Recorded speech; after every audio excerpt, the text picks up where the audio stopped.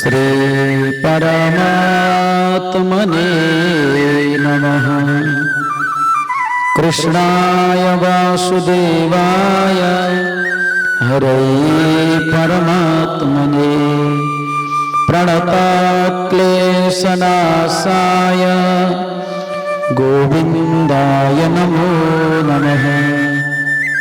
समादरणीय धर्म अनुरागी सज्जन सदाजी आज पनि भागवत टीवी यूट्यूब चैनल को माध्यमबाट हामीलाई देश तथा विदेशबाट हेरिरहने भक्तजनहरूको लागि पुरुषोत्तम महात्मालाई लिएर हामी उपस्थित भइसकेका छौँ र आज 29 अध्यायको पालो रहन गएको छ। जब कदरिया नाम गरेका ती असाध्य लोभी फल बेचेर पैसाहरू भुइँमा गाडेर कहिले खाई नखाई लोभमा परेर उनले अर्को जन्म बाँदरको पाए र बाँदरको जन्ममा पनि मुखभरि घाउ भएर केही दिन नखाई भोकै बसेर पानीमा 5 दिनसम्म पानीमा परे पुरुषोत्तम मास भएकाले उसको व्रत भयो, त्यो स्नान भयो र त्यसको प्रभावले उसको बानरको शरीर छुट्यो र दिव्य भगवानको शरीरलाई उसले प्राप्त गर्यो। भगवान श्रीहरिले पनि पुरुषोत्तम भगवानको यत्रो व्रत भयो। यो बेलामा हे पुण्यशील हे सुशील हजुरहरू गएर ती कदरियालाई लिएर आउनु भनेर पठाउनु भयो, विमान दिएर पठाउनु भयो। भगवान श्रीहरिले पुण्यशील र सुशील विमान लिएर आउनुभयो। आइसकेर के भन्नुहुन्छ? विभो प्रयाहि गोलोकम कथमत्र विलम्बसे पुरुषोत्तम सान्निध्यम तया लब्धम विशेषतः। तपाईँ किन ढिलो गर्नुहुन्छ? हामी विमान लिएर आइसकेका छौँ, विलम्ब नगर्नुहोस्, आउनुहोस्, विमानमा बस्नुहोस्। भगवान श्रीहरिले विमान दिएर पठाउनु भएको छ हजुरलाई लिएर जानका लागि। यति भन्ने बित्तिकै त छटक परेर कदरिया भन्छ, बहुनी मम कर्माणि सन्ति भोग्याननेकशः केन मे निष्कृतिर्जाता यतो गोलोकमाप्नुयाम्। हे पुण्यशील सुशील भगवान का पार्षद, मैले धेरै धेरै नराम्रा कर्महरू गरेँ, मैले राम्रा कर्म कहिल्यै गरिनँ, परोपकार कहिले गरिनँ, खालि कमाउन मात्रै खोजेँ। मैले केही त्यस्तो राम्रो काम गरेकै छुइनँ त म विमानमा किन बस्नु, म गोलोक किन जानु, म जान्न। मैले कहिले पनि राम्रो काम गरिनँ। यावन्तो वर्षधाराश्च तृणादि भूरजः कणा यावत्यस्तारका व्योम्नि तावत् पापानि सन्ति मे। जति पानीका धाराहरू आकाशबाट खस्छन्, जति घाँसहरू छन्, जति भूमिमा कणहरू छन्, माटाका कणहरू, जति पनि स्वर्गमा अथवा आकाशमा ताराहरू छन्, ती ताराहरू जति छन् त्यति नै मैले पाप गरेँ। जति नै माटाका कण छन् भूमिमा त्यति नै मैले पाप कर्म गरेँ।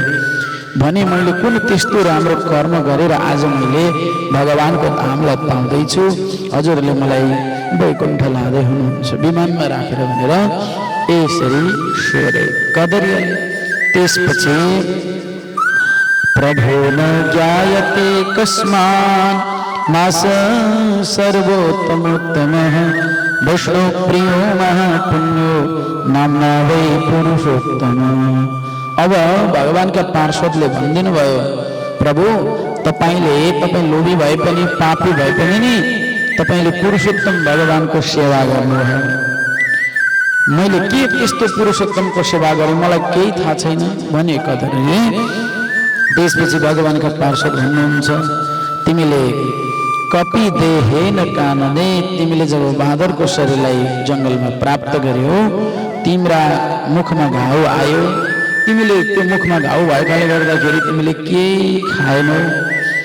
बाँदर जस्तो चञ्चल्य त्यो जुन चलायमान एकै ठाउँ नरहने शरीर प्राप्त गरेकाले गर्दा तिमी के गर्यौ भने तिमीले रुखका फलहरूलाई टिपेर फालिदेऊ भुइँमा र कतिजनाले त्यो फललाई टिपेर खाए, त्यो पुण्य भयो तिम्रो।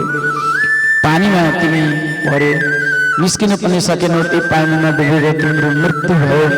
पुरुषोत्तम भगवानको महिना भएकाले गर्दा तिम्रो त्यो तपश्चर्या भयो, तिम्रो परोपकार पनि भयो, तपश्चर्या पनि भयो, व्रत पनि भयो।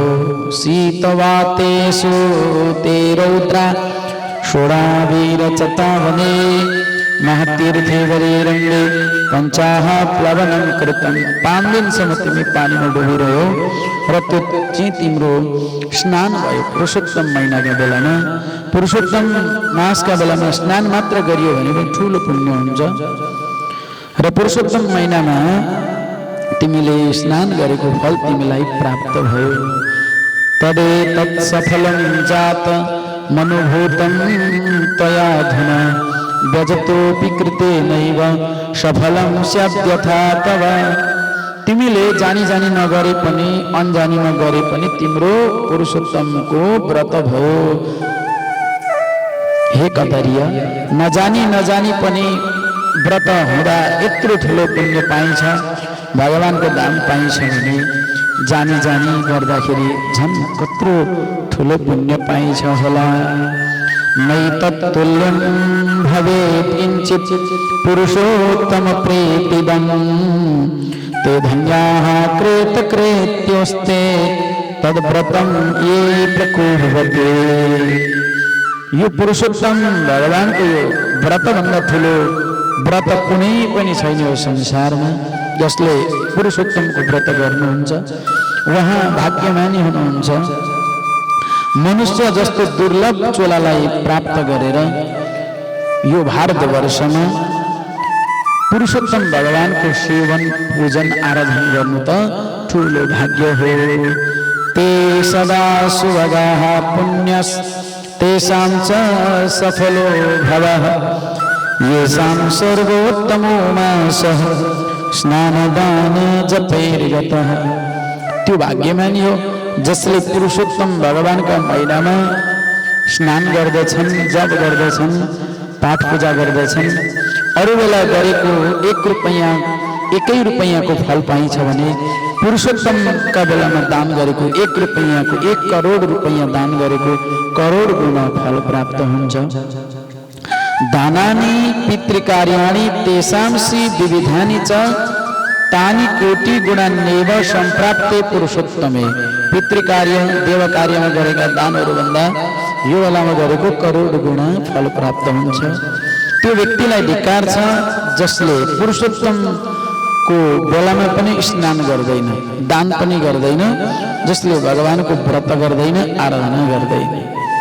ततो जगाम गोलोकं सानन्दं योगी दुर्लभं गोप गोप गवां सेव्यं रासमण्डलमण्डितं।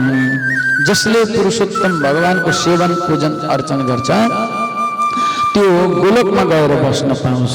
गोप गोपी ग्वालाहरूका साथमा रासमण्डलमा रच्न पाउँछ। यत्र गत्वा न शोचन्ति जरा मृत्युर्विभर्जिते। जहाँ गएपछि रोगी पनि हुँदैन, बुढो पनि हुँदैन, शोक पनि पर्दैन, दुःख पनि पर्दैन। हो त्यस्तो स्थानमा पुगिन्छ भनेर यसरी भगवानका पार्षदले भन्नुभयो र विमानमा राखेर लिएर जानुभयो। अनि भगवानका सान्निध्यमा पुर्याइदिनुभयो। भगवानका सान्निध्यमा पुगेर भगवानलाई उनले प्रणाम गरे। गृहस्थस्योपकाराय वदमे वदताम्बर सदा सर्वोपकाराय चरन्ति भवादृशा। अब परोपकाराय गृहस्थीहरूले जति पनि परोपकार गर्छन् सदा सर्वोपकाराय चरन्ति भवादृशा। तिमी जस्ता व्यक्तिले जसले परोपकार गर्दछन् तिनीहरूको पनि फल यस्तै नै हुन्छ। प्रातकालोदितं कर्म समाप्य विधिवत्तत कृत्वा माध्याह्निकीं सन्ध्यां तिलतर्पणमाचरेत्। प्रातकालको जति पनि कर्महरू नित्य कर्म सकेर विधिवत तर्पण आदि कर्महरू तिल लगाएर गरिसकेपछि देवता, मनुष्य, पशु, सिद्ध, यक्ष राक्षस सबै प्रेत पिशाच जति पनि उरागाः घिर्स्त्रेर हिँड्ने सर्पहरू समस्ता ये चानम इच्छन्ति मयात्र दत्तम र जति पनि ती प्राणीहरू छन् ती सबै देवता मान्छे पशु काग सिद्ध यक्ष किन्नर दैत्य समूह प्रेत पिशाच समस्त सर्पहरू जो अन्न चाहन्छन् सबैलाई यहाँ मैले दिएको छु भनेर तिलले तर्पण गर्नु पर्दछ। सबैले पाउन् भनेर तिलले तर्पण गर्नु पर्दछ। एतुकता सर्वभूतेभ्यो बलिं दद्यात् पुनः पृथक। जसले बिहानै उठेर सम्पूर्ण प्राणीहरूलाई भूत प्राणीहरूलाई बलि पनि प्रदान गर्नु पर्दछ। बलि भनेको मार्नु होइन, खान दिनु हो। ततो आचम्य विधिवत श्रद्धया प्रीतमानुषा आचमन गर्नु पर्दछ विधिवत पूर्वक। जसरी आचमन गरेर पूजा गरेर अतिथि सेवा गरेर गरेको पुण्य जति पाउने हो तिमीले त्यो पानीमा डुबेर पुरुषोत्तमको बेलामा बानरको चोला पाए पनि पूर्व जन्ममा तिमी कदरियो भए पनि अर्को जन्ममा पादर भए पनि तिम्रो त्यो सम्पूर्ण पाप नष्ट भइसकेको छ र तिमीले राम्रो गति पाएका छौ भनेर भगवानले उनलाई सम्बोधन गर्नुभयो। आदौ सकृत्य वचसा देववत पूजयेत सुधी। जसले देवताहरूलाई पूजा गर्नु पर्दछ बिहानै उठेर देवताको पूजा मात्रै गरेर हुँदैन, भक्तिपूर्वक दुखी गरिबहरूलाई खान पनि दिनुपर्छ, अन्नहरू पनि दिनुपर्छ, भिक्षा माग्नेहरूलाई भिक्षा पनि दिनुपर्छ। यपेश्च ब्रह्मचारी च पक्वान्न स्वामिना बुभौ तयोरन्नमदत्वैव मुक्त्वा चान्द्रायणं चरेत्। यति ब्रह्मचारीहरूलाई आएकालाई माग्नेहरूलाई पनि केही दिनुपर्छ व्रतीले, त्यसपछि मात्रै आफूले भोजन गर्नुपर्दछ। ततश्च भोजनं कुर्यात् प्राङ्मुखो मौनमास्थित। मौन भएर नबोलिकन पूर्व फर्केर भोजन गर्नुपर्दछ। एक एव तु यो भुञ्जे स्वकीय काँस्य भाजने। काँस्य पात्रमा भोजन गर्नुपर्दछ। त्यसका चारवटा चिजहरू बढ्छन्। चतुवारी तस्य वर्धन्ते आयु प्रज्ञा यशोबलम। आयु प्रज्ञा यश बल बढेर जान्छ भनेर सुनाइदिनु भयो। र अनि अप्सनी लगाउँदाखेरि ओम भूपतये स्वाहा, ओम भुवनपतये स्वाहा, ओम भूतानां पतये स्वाहा, ओम यमाय स्वाहा, ओम चित्रगुप्ताय स्वाहा भनेर भोजन गर्नुपर्दछ। ओम प्राणाय स्वाहा, अपानाय स्वाहा, ओम व्यानाय स्वाहा, ओम उदानाय स्वाहा, ओम समानाय स्वाहा भनेर 5 घाँस खुरु ग्रहण गर्नुपर्दछ। यसरी भनेर व्रतालुले गर्नुपर्ने नियम आचरणको बारेमा पनि यहाँ भगवान सुनाउँदै हुनुहुन्छ। अब भोजन गर्दाखेरि गृहस्थीले कति खाने, वानप्रस्थीले कति खाने, सन्यासीले कति खाने, ब्रह्मचारीले कति खाने भन्ने विषयमा गरिआउँछ। अष्टो ग्रासा मुनेर्भक्ष्या षोडशारण्यवासिनः द्वात्रिंशत् गृहस्थस्य तमितं ब्रह्मचारिणः। मुनिहरूले 8 घाँस मात्रै ग्रहण गर्नुपर्छ। जो सन्यासी महात्माहरूले जङ्गलमा भएका वानप्रस्थीले 16 घाँस खाने, गृहस्थीले 32 घाँस खाने, ब्रह्मचारी जो विद्यार्थीले जति सकिन्छ त्यति खाने, यो भोजनको नियम भयो। र यसरी भोजनको नियम भयो। अब अगाडि गएर शयन कसरी गर्ने त भन्दा स्वगृहे प्राक्षिरास्यते। आफ्ना घरमा पूर्व सिरानी लगाएर सुत्ने। श्वशुरे दक्षिण सिरा। ससुराले गयो भने दक्षिण सिरानी लाउने। प्रवासे पश्चिम सिरा। प्रवास क्षेत्र देश विदेश गयो भने पश्चिम सिरानी लगाउने। न कदाचित उदक सिरा। उत्तर सिरानी लाएर कहिले सुत्नु हुँदैन। प्राक्षिरा शयने विद्या। पूर्व सिरानी लाएर सुत्यो भने विद्या प्राप्ति हुन्छ। धनम आयुष्च दक्षिणे। दक्षिण सिरानी लाएर सुत्यो भने धेरै धनमा वृद्धि हुन्छ, आयु पनि लामो हुन्छ। पश्चिमी प्रबला चिन्ता। पश्चिम सिरानी लगाएर सुत्यो भने चिन्ता बढ्छ। हानि मृत्यु तथोत्तरे हानि अथवा मृत्यु हुन्छ उत्तर सिरानी लगायो भने। अब देश विदेश जाँदा पश्चिम सिरन लाएर सुत्नु भन्यो अनि पश्चिम सिरन लगाउँदा त चिन्ता पनि बढ्छ भन्ने कुरा आयो अहिले। के गर्ने त भन्दा सुत्ने किनकि तपाईँ हामी कहीँ गयौँ पाहुना गयौँ भने हामीले दक्षिण या पूर्व सिरन लायौँ भने घरको यादै हुँदैन, त्यही बस्छौँ। तर पश्चिम सिरन लगाएपछि हामीलाई चिन्ता हुन्छ, निन्द्रा लाग्दैन, घरको याद आउँछ, हामी घर फर्केर आइहाल्छौँ।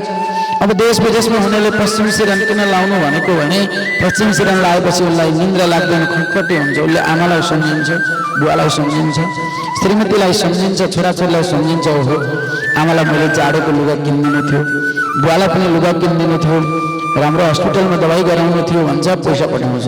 श्रीमतीलाई राम्रो साडी किनिदिनु भन्दै थिइन् भनेर भोलिपल्ट पैसा पठाउँछ। छोराछोरीलाई स्कुलमा फिस तिर्ने छैन भनेको थियो, ओहो भोलिपल्ट उसले ब्याङ्कमा पैसा पठाउँछ। त यो प्रवास क्षेत्रमा चाहिँ पश्चिम सिरन लगाउनु भनेर भनिएको र हिंसा गर्नु हुँदैन। हिंसा दुई प्रकारको हुन्छ, एउटा काटेर मारेर र अर्को मनमा बिज्ने गरी बोलेर। अहिंसा सत्यवचनम सर्वभूतानुकम्पनम समोदानं यथा शक्तिर गारस्थ्यो धर्मोच्यते। हिंसा दुई प्रकारको हुन्छ, एउटा काटमार गरेर, अर्को बाढीको हिंसा, मन दुखाएर सबै प्राणीहरूलाई बराबर माया गर्नु, कसैलाई पनि मन दुख्ने कुरा नगर्नु, काटमार पनि नगर्नु। यो दुई प्रकारको जुन हिंसा हो योबाट बच्नु, अहिंसामा रहनु। मनलाई निग्रह गर्नु, इन्द्रियहरूलाई दमन गर्नु, दान दिनु यथाशक्ति, यो गृहस्थको धर्म हो। र गृहस्थीले यो धर्म गर्दा जुन पद पाउँछन् तिमीले त्यही पद पाएका छौ भनेर भगवान् श्रीहरिले त्यो कदरियालाई ठुलो सम्मान दिनुभयो गोलोकमा भन्ने सम्मानको गृहस्थ धर्मको बारेमा वर्णन भएको यो अध्याय 29 अध्यायलाई यही पूर्ण गरियो। भक्तवत्सल भगवान